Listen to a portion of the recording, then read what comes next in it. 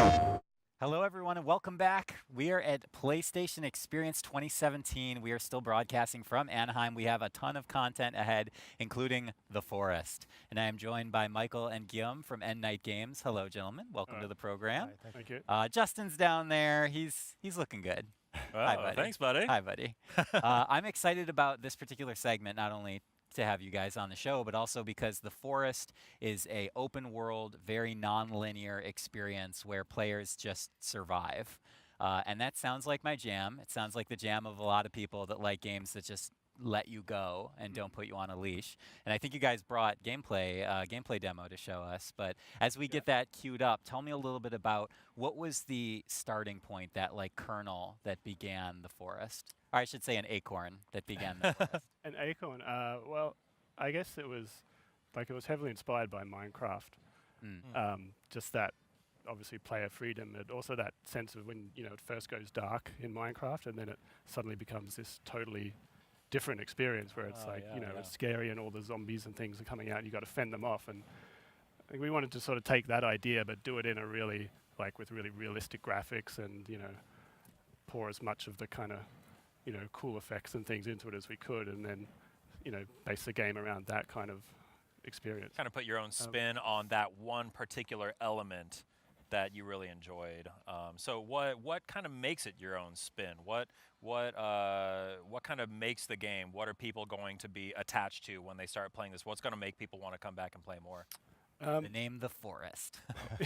Well, it's a survival horror game. So there's obviously the survival aspect, but then there's quite a elaborate building component to everything. Like we have a very simple to use but elaborate building system, and you can chop down every single tree in the forest and create either like a little shack in the woods if you want, or a giant seaside. You can cover the whole land in wooden castles if you want. We've had players that have done that in the past. Cool. Looks like we've got some gameplay up here. Yeah, let's get it. So yeah, you can feel free to narrate what we're seeing. Explain to us kind of what we're seeing here. This is the very beginning of the game.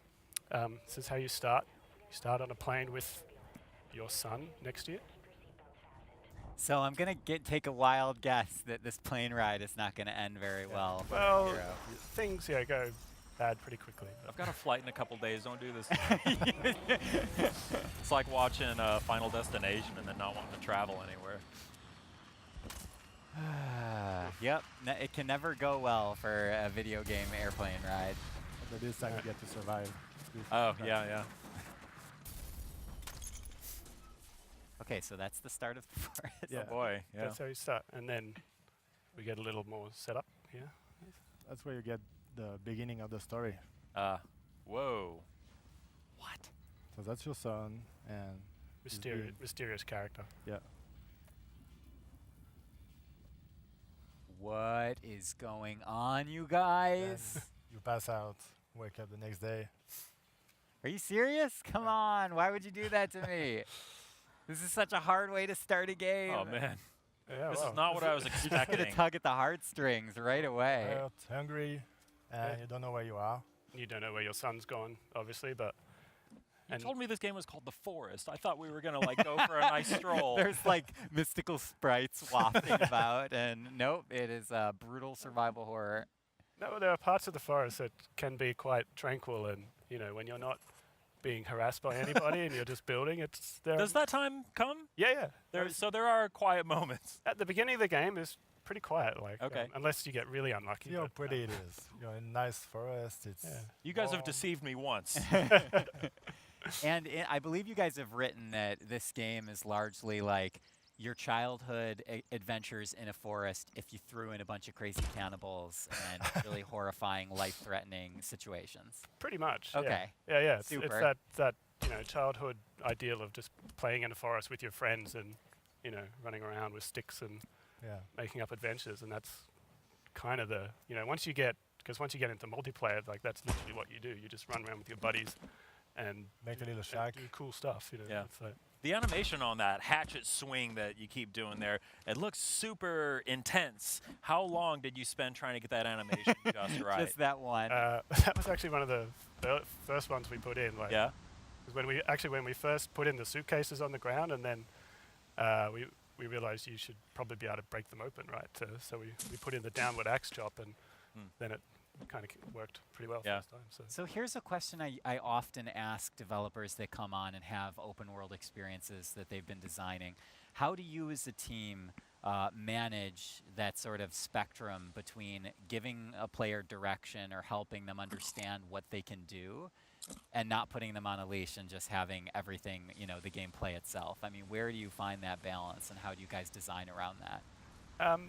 Yeah, that was definitely an issue, like, because we wanted to go like from the beginning, like kind of just full open, like no missions, no NPCs telling you what to do, Right. like very little guidance at all. And we kind of, at one point, we had to put in that opening cutscene with your son being taken away to kind of give you some direction, Right. like give you an overarching goal to sort of work towards if you want to. But then apart from that, then we just kind of set players loose in the world and let them go. But then we scatter the world with lots of little environmental storytelling things. Like there's lots of clues to find, and the more you explore, you'll start to discover little hints about what's actually happening on this land and maybe where your son's gone. I'll probably get curious about the story too. Yeah. I mean, most people just start the game and start building stuff like straight away.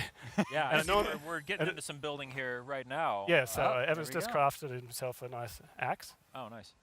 and he's probably going to chop down a tree soon. There we go. Yeah, I was going to say, so far, this seems very peaceful besides the horrific crash at the beginning of the demo. Yeah, well, it's good to have the light to contrast the Yes. darkness that Is comes. there That comes. something where the enemies are going to come just when you don't expect them and they're going to scare the crap out of you? Or are you going to kind of know what you're getting into when you go into those situations? It happens. It Yeah. happens. You get surprised sometimes. Yeah, because the enemies, or the creatures that live here, just kind of roam the land. Like they have their own sort of goals and paths that they take, and they'll come and investigate noises. And if you make a fire at night, that'll tend to draw attention. And So I couldn't choose to just live out a peaceful life in the forest here. you can try, like, like there are remote parts of the map that are less inhabited, and Oh, yeah. if you don't chop down trees, if you don't light fires, you could huddle in a cave somewhere. And If you don't play the game, then nobody will come after you. yeah, but you could How do that. far does the building system go? Because you had mentioned that there's some light base building. Is that actually pretty advanced, or is it just like, basic defenses that you can help hold down It your area goes at night? pretty far. From the start, you're just going to make like a little shack Right. and some fire to warm up, maybe some storage to keep items for later. And then as time goes on, maybe you want more safety, build some traps. And if you want to be creative or just make something big, then we have all those bricks that are procedural, and you can make little foundation and then add some walls on it, and then some floors, make multi-floor structures. Nice. You can cut holes in the floors, put some stairs through it, so you can go all the way. So it's like full-on base building going on here. Yeah. Yeah, And that UI, let me talk about that UI for a Yeah, second. yeah. I'm such a UI junkie, so that looked so nice. But here we're getting a little bit of I think a shack is going to be going up right now, our little cabin Yeah, in the I think woods. Just putting up a few walls. that's the procedural walls. This is actually exactly what it's like to build. in the Yeah. wilderness, this is how you build. Yeah. I have a question. Is our hero ever going to get to take a bath? Because his arm's looking pretty rough there. Oh yeah, that's a really good question. You can go in water and wash it. Oh, okay, Yeah. okay. Yeah, it'll wash off Absolutely. because you can actually get infected if you leave it too long. Oh, really? What? You'll get some negative. I mean, I was making a effects of- gag, but I guess that's actually a mechanic in the game. Yeah, Yeah. it is. And then tell us a little bit about, there's some stealth components to the forest as well, correct? Yep. How does that mix in with the survival, and like when would that benefit you versus just going sprinting into the forest with an axe drawn? I mean, it really depends on your playstyle, I guess. Like depending where you are in the forest, you get more of a stealth bonus. Like if you're surrounded by trees and crouching and not moving, then you're generally pretty hidden from view. If you go right into a bush and just sit there, then you're basically completely hidden. Enemies should walk straight past you. And you have a little indicator on the screen, so you know if you have a chance of being stealthy. I love how organically you guys are conveying information here, rather than just like having an icon pop up when you gather something. You're physically carrying it and you stack them, so I assume you can only Yeah. carry a few at a time of any given object. Yeah, you can carry like pretty 2 logs at a time. it took like 5 logs to make that one piece of wall that was a door. So, yeah, I mean, to make a little cabin like that, it's not going to take you that long. Like, Yeah, and I like how 5 or 6 trees. you're basically laying out a blueprint of your structure, Yeah. and then you can build it over time, right? Yeah, you put it down and then you plonk it down in the world where you want, and that's really good when you're playing with multiple people, because then you can all just come in and start like working on the same object, because everyone sees each other's blueprints. So it's You've got the nice little kind of reminder in the bottom left corner showing you the things that you need to build what you've laid out to, it looks like. So yeah, it looks like you guys have gone really kind of user-friendly, very kind of simple in terms of the way the crafting stuff works. About as simple as a complex crafting system like this can be. yeah, definitely. We're always trying to just make it as simple and as visual as you can. Like we really Have the least don't like variety possible. don't like Yeah. having tutorials if we can avoid it, and I like that he's still carrying a lighter in broad daylight, just to Is that on the bottom right? Is that a hunger and thirst meter I see there? yeah, that's your it tracks your health with the red bar, and you have stamina with the blue one. Gotcha. Every action you'll be draining a little bit of stamina, and you can take things to replenish that. And then there's the stomach, which is your Sure. food level, and the water next to that. Cool. And can you forgive me if I'm wrong, but were you guys had an early access release on other platforms? Is that correct? Yeah, it's been in PC early access. What for- tell us a little bit about what kind of learnings that brings you, because the games that I track that do early access style releases, it seems like you can learn a lot from your early player base, and your game from the time that it starts to the time that it formally launches is often very different.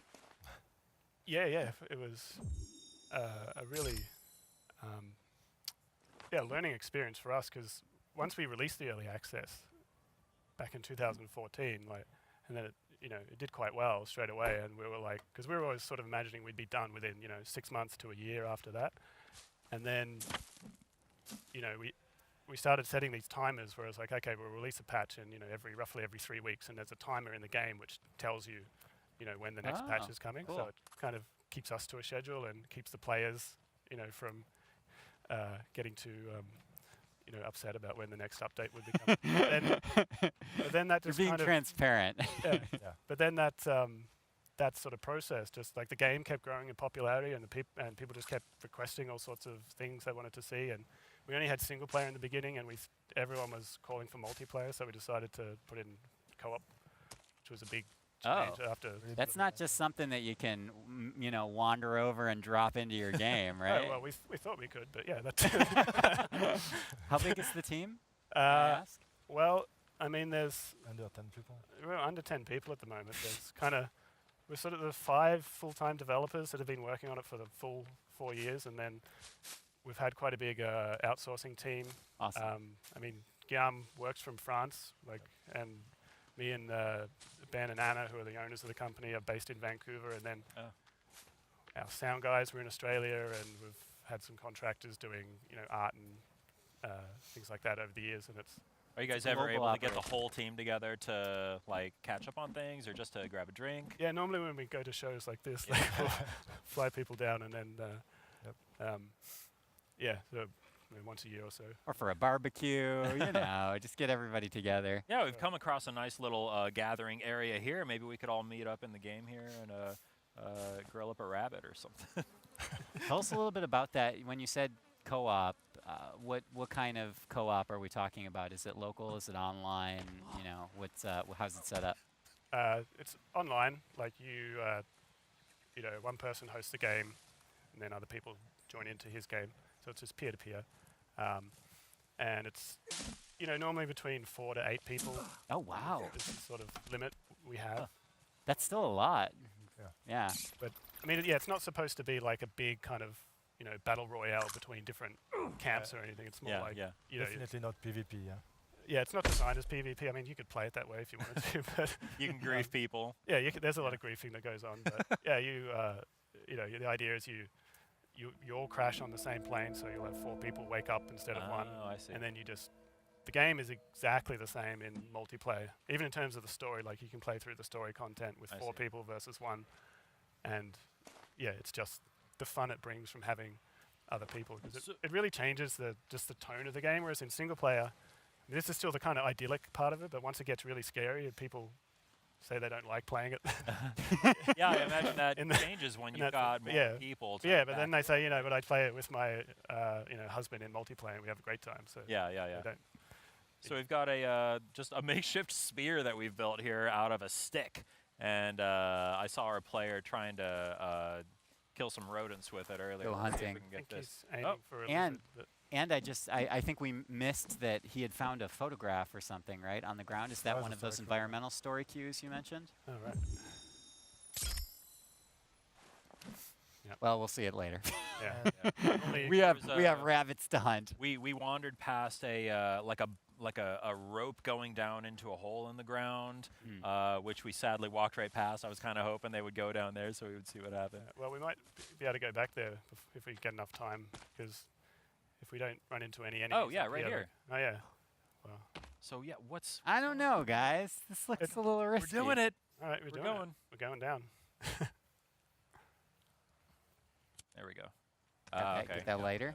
So the other part of the game is this vast network of caves that's like all like below the ground. And this is where we keep a lot of the really scary stuff, and also a lot of the higher level items and cool things you might want to collect. But you've got to go through the high risk, high reward. Yeah, exactly. Yeah. And a lot of the story content you can find through caves and creatures. What is going on? Those little worms? Yeah, this is probably not recommended to do this unless you're like more prepared. But okay, are you kidding me? You guys, no, no! Get him! Hey. Yeah! Oh god. I didn't know. I thought this was like a normal forest. This isn't not a forest anymore. This is the worst kind of forest. Oh god. So wait, if you torch that thing and cook it, could you then eat it? Not that one. Not that one. Not that one. Not healthy. There's other types you can actually. Oh yeah. Yeah, more regular cannibals.